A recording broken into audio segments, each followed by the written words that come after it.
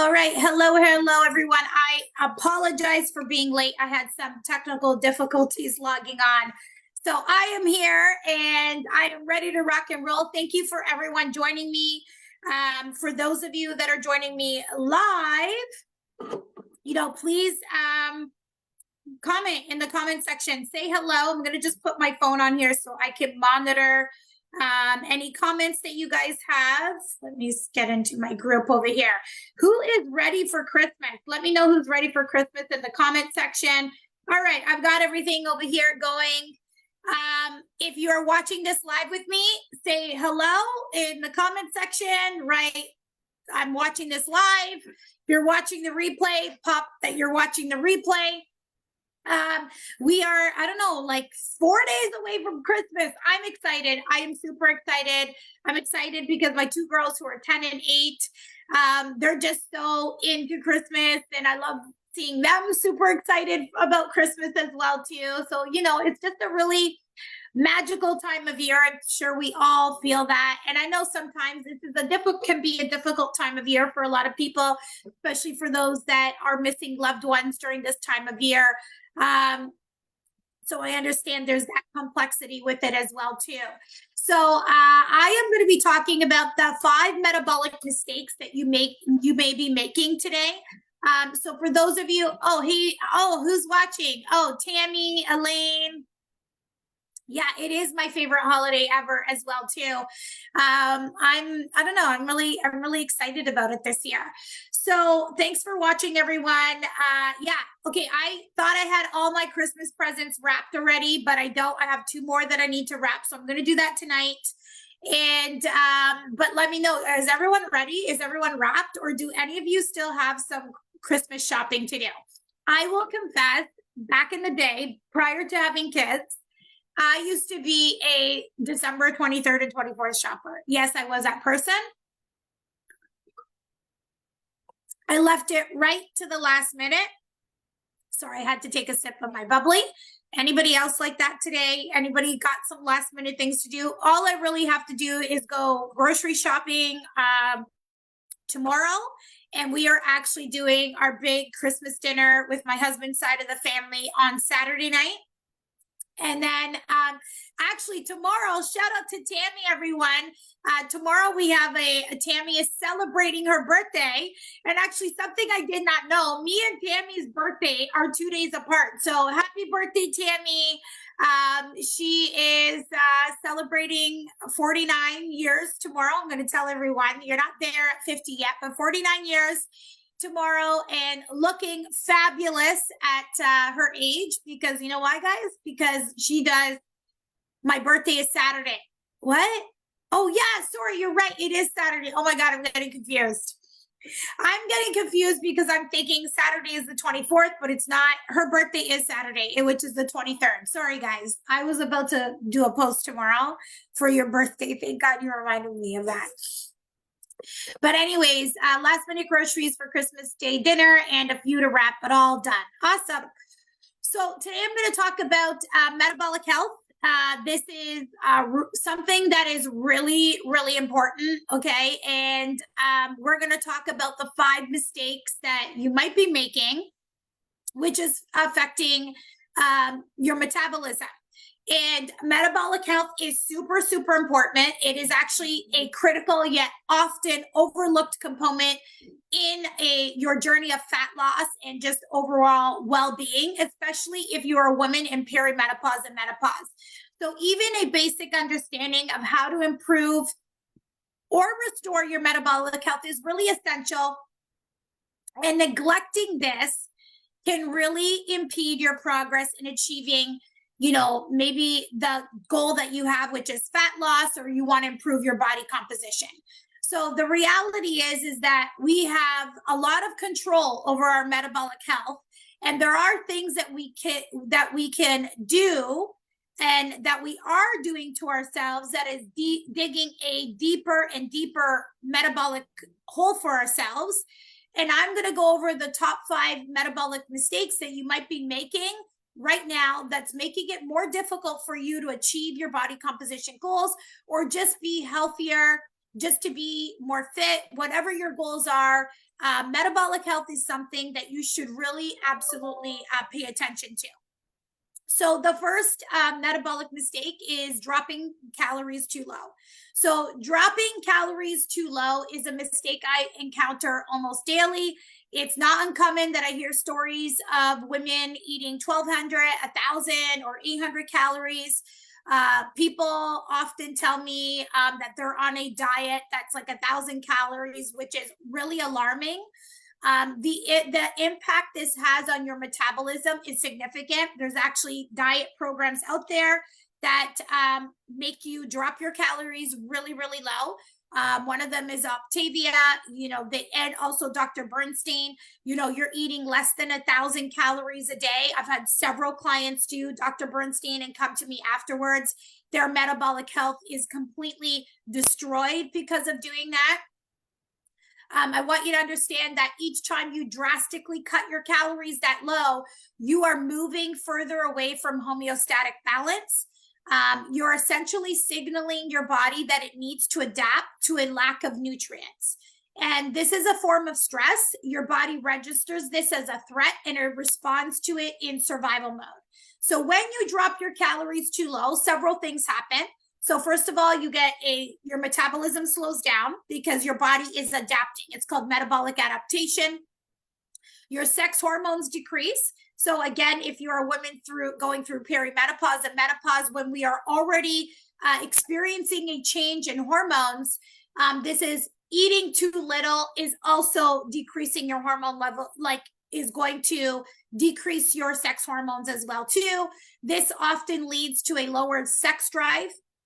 Your focus and mental clarity diminishes because your brain requires a substantial amount of energy and it's not getting enough. I've talked to many clients, maybe some of you that are here watching this right now that are some of our clients come to us with extreme brain fog.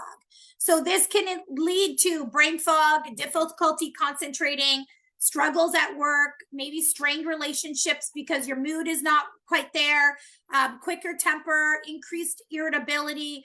Moreover, your immune system becomes suppressed as your body tries to conserve as much energy as possible for survival. And consequently, you might find yourself getting sick more often. Okay. So this one mistake is one of the top metabolic errors.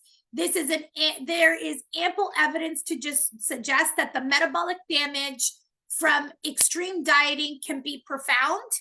Each attempt at extreme dieting can also make it increasingly difficult to lose body in the future.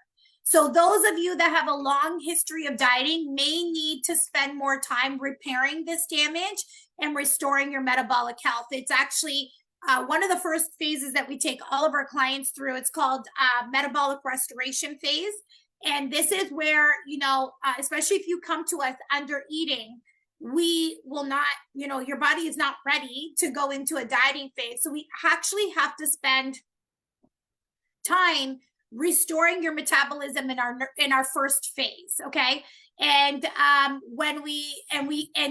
for clients that have come to us that have spent a lot of time dieting in the past, this may take a longer time. Like we had a client come to us eating 800 calories. Okay. It took us, I think, like 4 months to restore her metabolism because she had been eating 800 calories for years. Okay. And so it took us a long time to really bring her body back to a really good state of homeostasis. Now, every single person is different. And this is why, we individualize everybody's plan. But that, I just want to bring that up, that the longer you have dieted or the more attempts that you have had in the past of dieting, or if you come to us eating really, really low calories already, then we have to take time to restore your metabolic function. So number 2 is dieting for too long. So being in a calorie deficit for an extended period of time is similar to actually drastically dropping calories.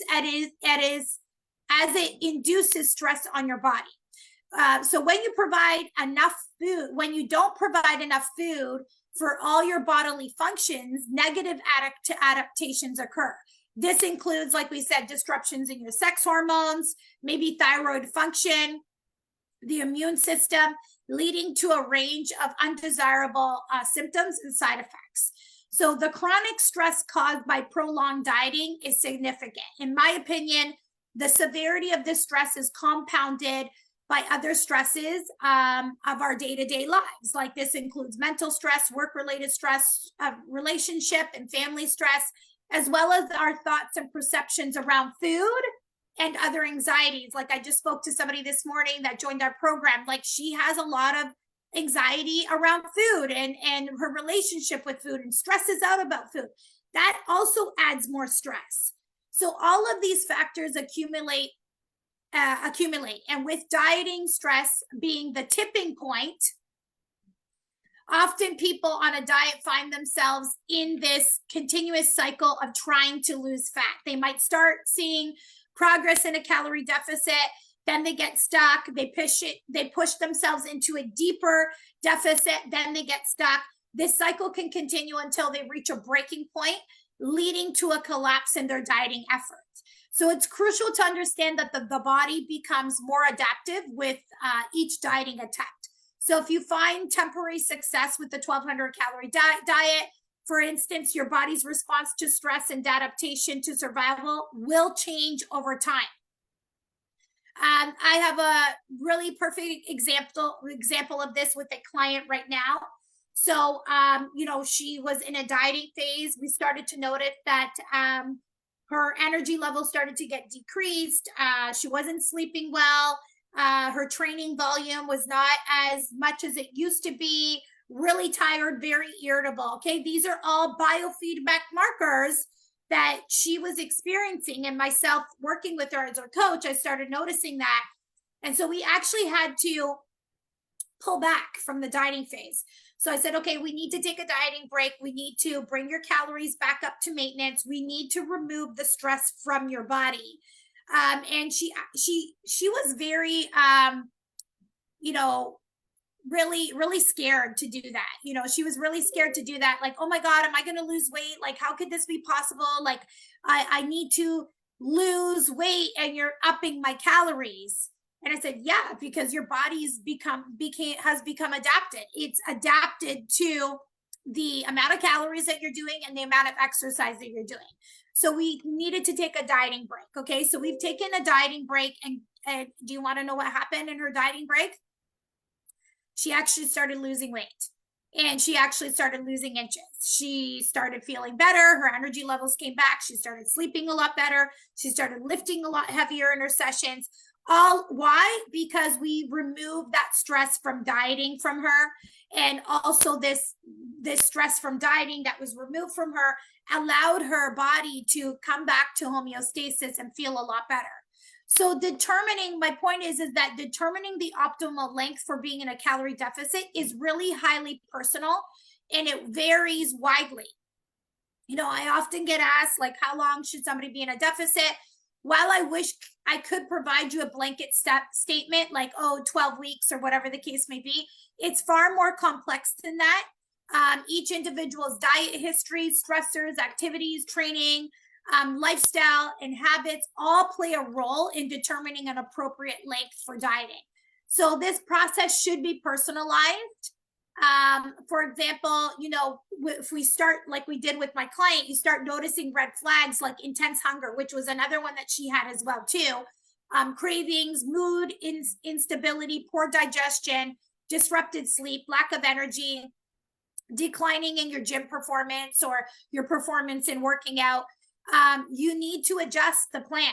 So, and that's why the role of having a coach is really invaluable, because I had asked my client, what would you have done if you didn't have a coach? Like, what would you have done? And she's like, well, I probably would have cut my calories even lower, and I probably would have started moving a little bit more.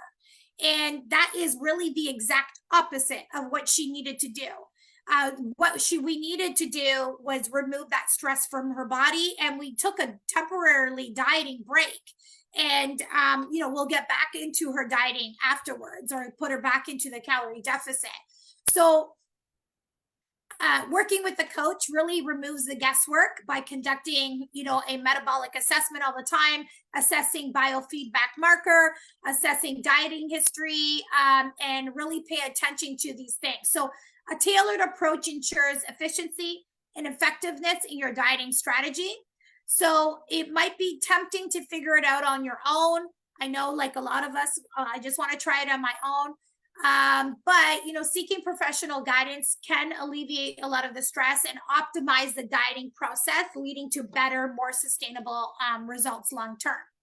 So number 3 is ignoring stress and sleep. This is a critical mistake. I'm just going to stop here for a second. Just curious, any of you guys that are watching this live right now, have any of you ever been in a dieting phase where you may have experienced some of these symptoms? Like you're on a diet, you've cut your calories to 1,200 calories. Maybe you stop seeing results. Have any of you, number one, either cut your calories even lower, or have any of you ever experienced these symptoms like I talked about, like low energy levels, maybe hormonal symptoms, maybe you stopped sleeping well, like your hunger levels got really intense? Just curious, pop it in the comments section if you had experienced any of those symptoms before. All right, so number 3 is ignoring stress and sleep, okay? This can really impact your metabolism. Ignoring sleep and stress and sleep management. So these are arguably the 2 most underrated aspects of your metabolic health. While many people are aware of the importance of sleep, whether they take action to ensure sleep quality is another matter. Sleep is incredibly vital. If you are our clients, we know how much we stress on sleep. It's a common knowledge that good sleep is crucial. It's during sleep that we improve in almost everything we do. Many bodily processes, including the regulation of hunger hormones, sex hormones, digestion, mental clarity, all depend on both the quality and quantity of your sleep.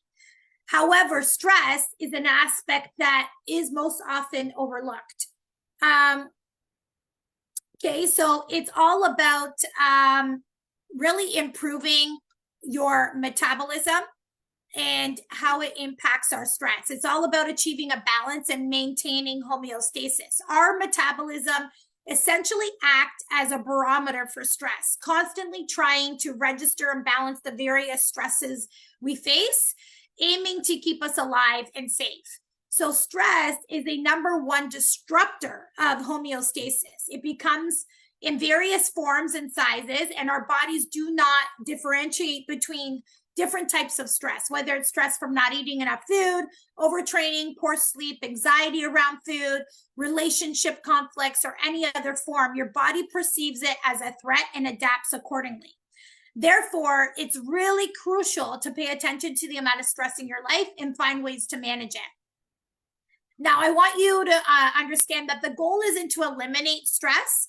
Some stress is beneficial and some is simply part of life, and we can't control it. However, we can control how we respond to and manage stress. So this can be as simple as having a really good wind down routine, establishing morning rituals, going for walks, practicing meditation, journaling, listening to music, writing, and other stress reducing activities.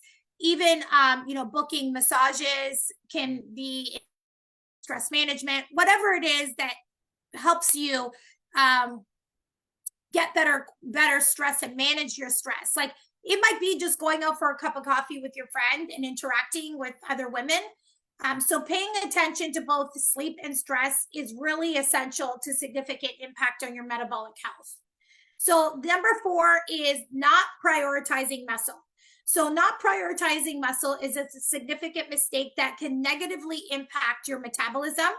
Muscle is the most metabolically active tissue in the body. In other words, if you aim to improve your metabolism, or if you want to eat more calories without gaining weight, or even while losing body fat, building muscle is key, okay? And if you're one of our clients, you know that the foundation of our training program and our workout program is building muscle. So cardio versus strength training. So I want to talk about this because if you are engaging in excessive cardio and not focusing on strength training, then you're not prioritizing muscle. Cardio, while it is beneficial for cardiovascular health, it should not overshadow strength training in your fitness regime. Strength training should be the basis of your fitness regime. And it is crucial for building and maintaining muscle mass. Cardio is not a muscle building exercise. Strength training is. The other thing that you want to consider is your protein intake. So not consuming enough protein is another factor that can lead to not prioritizing muscle. As we age, our protein needs typically increase, making it even more important to ensure adequate protein intake. Protein is vital for muscle maintenance and growth. So protein is the building blocks to helping you build lean muscle mass. And again, I always recommend 1 gram of protein per 1 pound of body weight or your ideal body weight. Wait, I want to read this comment that Tammy said here. If I run a fat loss phase, I definitely feel it come week 10 to 12. That's usually with continued cuts or added cardio to keep things moving. I get moody and lose my period. Wow. Yeah. See, I also see. That's good that you brought that up because when I go into a calorie deficit around week 10 of a calorie deficit for me, either my period shortens or lengthens. And I've talked about this with Tammy. With her, she actually loses her period. So that's like extreme. You can see how that affects her hormones. And, this is something that you need to look at. Like if you are having irregular periods, nutrition could be a big factor. If you're having hormonal symptoms, nutrition can be a big factor. We've often seen a lot of our clients come to us where we are improving their hormonal symptoms just by eating an adequate amount of food. But let's get back to protein intake. So protein is the building blocks to helping you build lean muscle. So you can go and strength train all you want, but if you do not have proper protein intake and the right amount of macros, enough carbs and fats in your diet, it's going to be really hard for your body to build lean muscle mass.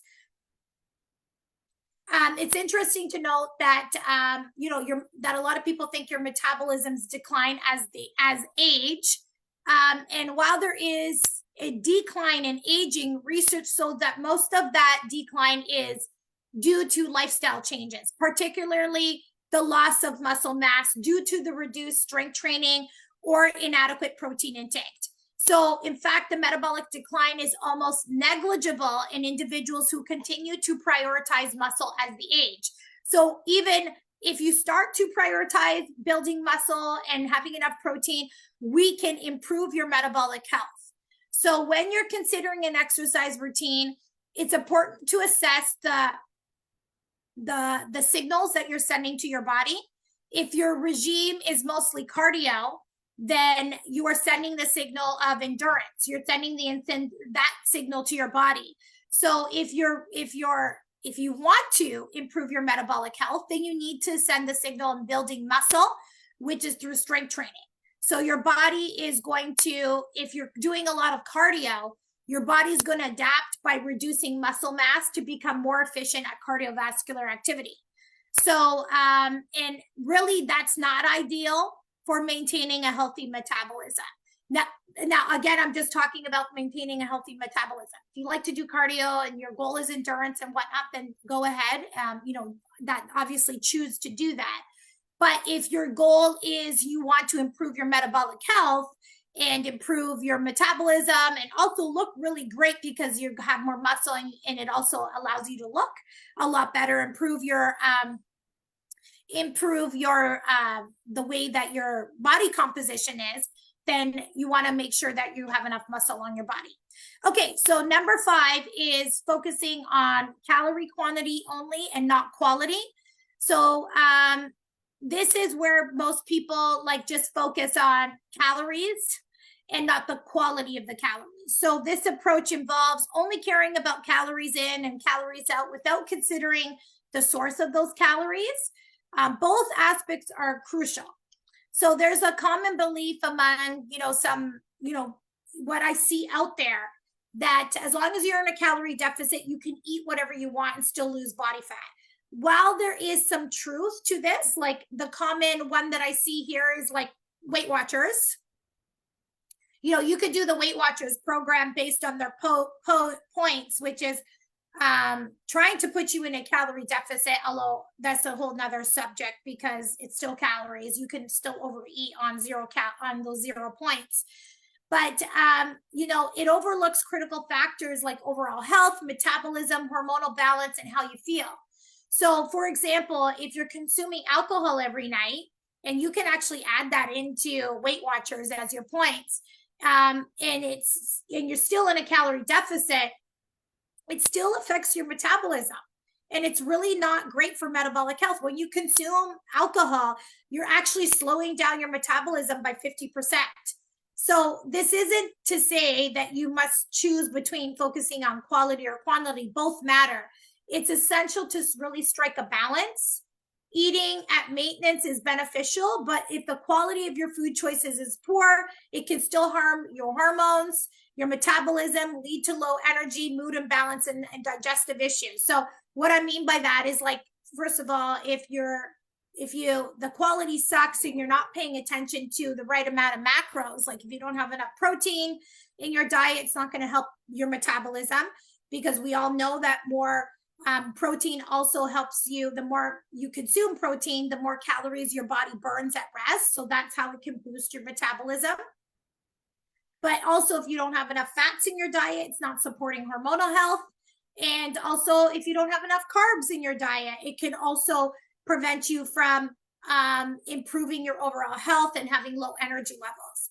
So it's important to be aware of red flags that may indicate metabolic issues. This includes hunger signals, abnormal hunger signals, intense cravings, frequent snacking, low energy levels, mood swings, digestive problems, poor performance, like poor performance while you're working out. You can't lift heavy weights, sleep disturbances, maybe reduced sex drive, irregular cycles, and a lack of focus and mental clarity.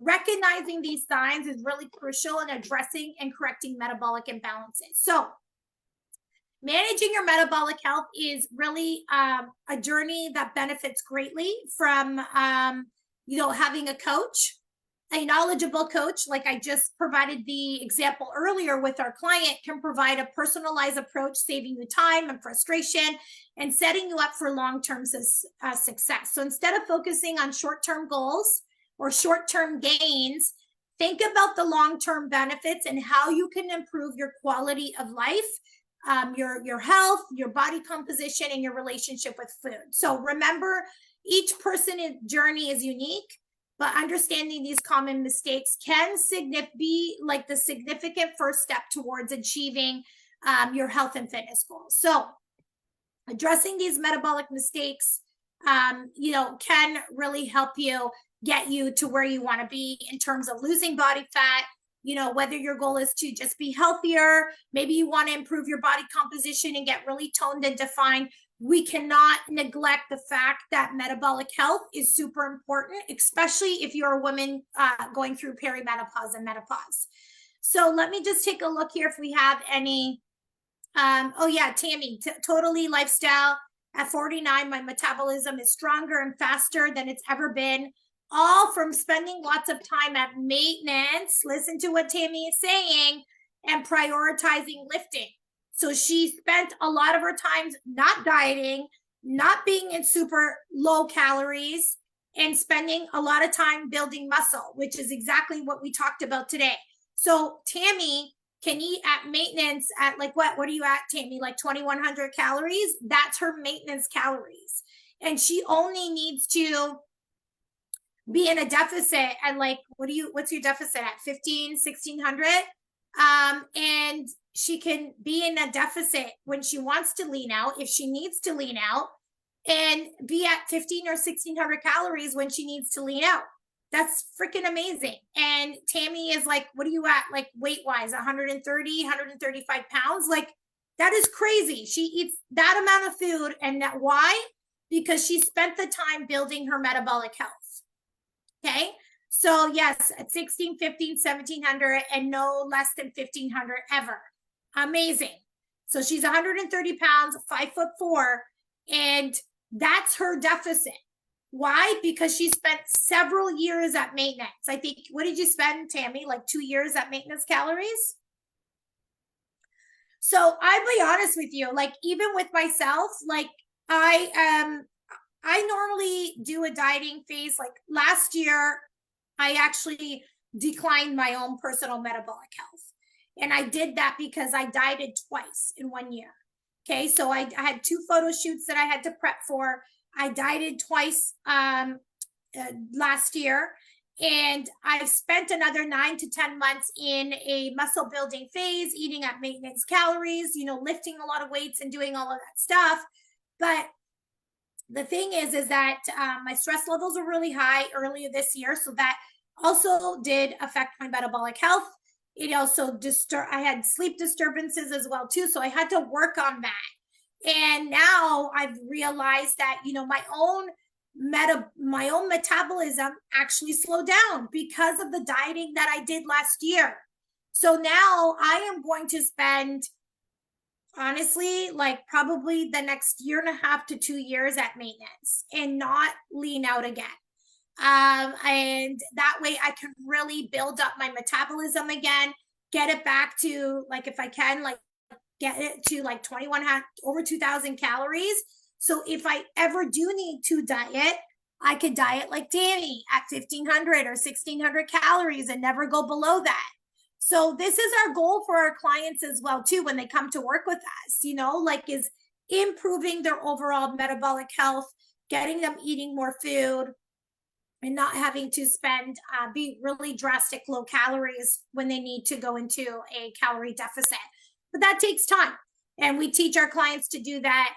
Even when they're done coaching with us, they know how to go back into a muscle building phase, how to eat at maintenance calories, how to stay there. We continue to guide them on that, and they know how to do that. All right. So thanks so much for all of you watching here today. Do we have any questions about all of this? If you're watching the replay afterwards, make sure you ask us any questions. Feel free to comment below or send me a direct message if you have any questions. I am doing something right now. So we actually have 5 spots left to reserve your spot for coaching for 2024. So you can sign up now and reserve your spot for 2024. We'll need a deposit that you put down. You can reserve your spot for 2024. You can have the rest of December on us. So if you want to sign up now, we can get you started now. But your payments won't start till January. And you'll also get a Frenza Fit hat, shaker cup, and tank top as a bonus for reserving your spot now for 2024. So please send us a message or send me a message if you're interested in that. I did send out an email. I did post about it yesterday as well too, but I just wanted to bring that up to you guys as well. So thank you again for everyone for watching. You have a fantastic, fantastic day. I actually won't be back again till next week. Yeah, let's bring on 2024. Actually, Tammy is, when am I back? Oh, we're going live with Tammy next week, Thursday, the 28th at 12 p.m. So come and join us for a live lunch and learn. Tammy's going to be going over some training tips as well. So come and watch us next week. And thank you all of you for watching here today. I wish you guys a happy and wonderful Merry Christmas and happy holidays with your family. We will be back and here next week. You too, Daniela. Enjoy the holidays. Thank you everyone for watching. Have an awesome day and bye for now.